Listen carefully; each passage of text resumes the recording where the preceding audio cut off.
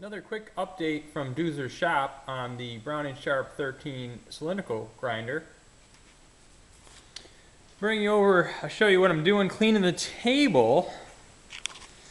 Get your shot framed in there. This is the main table, and I got it up on my chain hoists right there. And it's over the top of the parts tank. And I've been cleaning, there was some light surface rust from just sitting in the humidity of how it was stored before I got it. Just, you know, nothing major, just rust, and then there's some cosmoline from the storage, and just, you know, minor amount of grit and grime. So I've been using the parts washer. Let's see here, I got my my coolant hose, or my, you know, the hose, I got extension on there, and I had the small table vertical, and I just constantly rinse it down with that mineral spirit solvent I got in my parts tank, and that really helps flush everything clean. The other day I did, where is it? That's the top table, the top part that swivels, where your work head is mounted and your tailstock kind of down where the rag is there would go. So that's all clean, and used steel wool, and got all the surface rust off, and did a final wipe down with phosphoric acid to seal any of the stuff that was there, convert it to a coating that wouldn't further progress with the rusting. And then I wiped it all down with a thin coat of whey oil to protect it. And the bottom, of course, I cleaned with that as well. And I'll zoom around the back side of the big table, show you guys the back side. If you can see the gear rack there, and I don't know if this can get a good shot of the scraping. It's just phenomenal, the condition of this machine.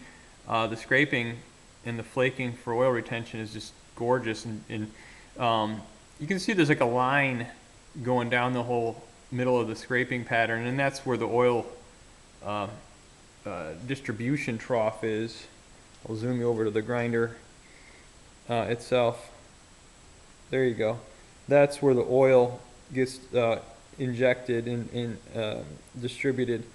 But the weighs on this machine are just absolutely wonderfully perfect.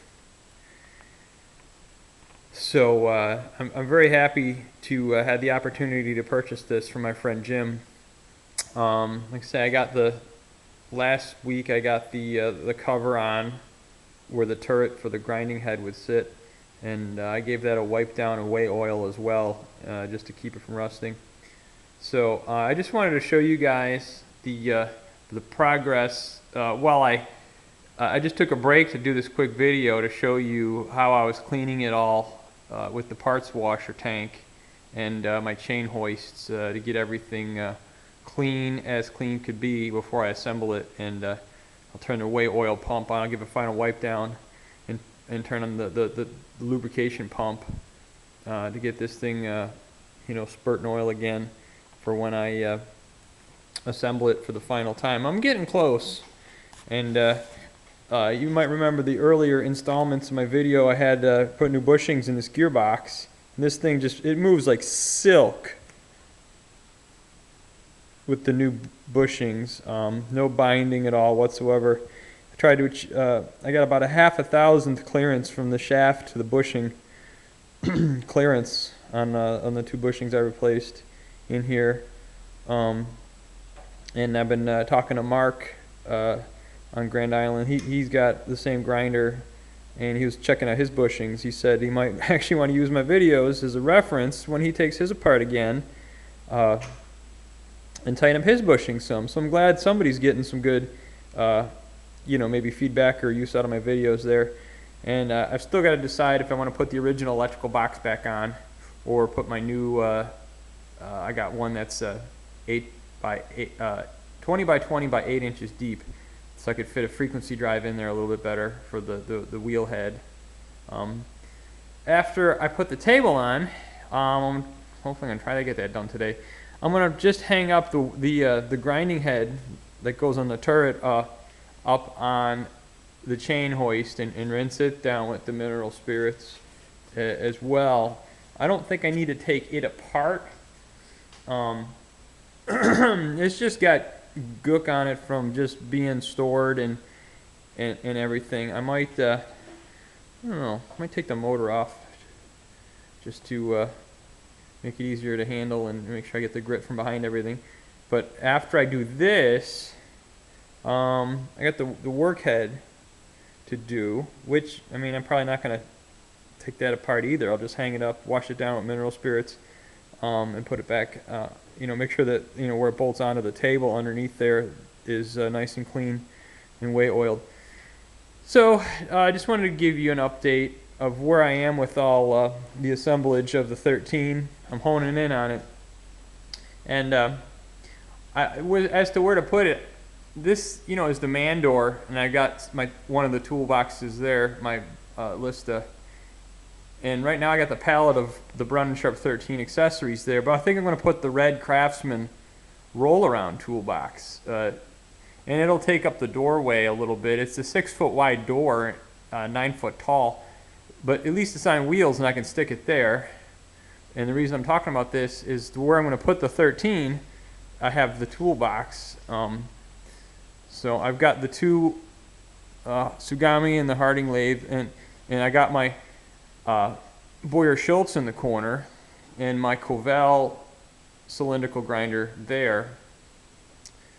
The Boyer Schultz shoots the shoots the grinding dust at the wall, and I got that black sheet metal piece there.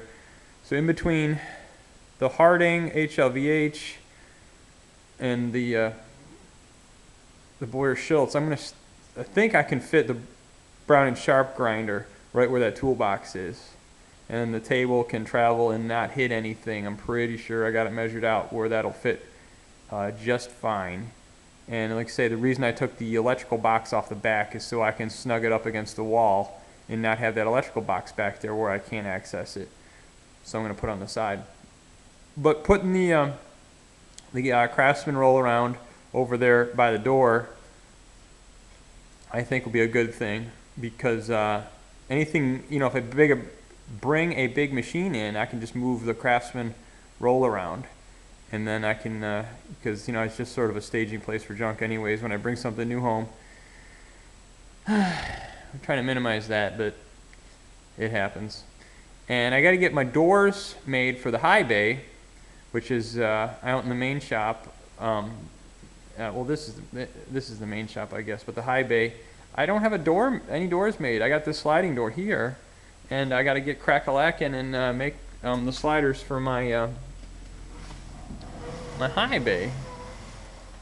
And that's a 10-foot wide and 12-foot tall garage door opening.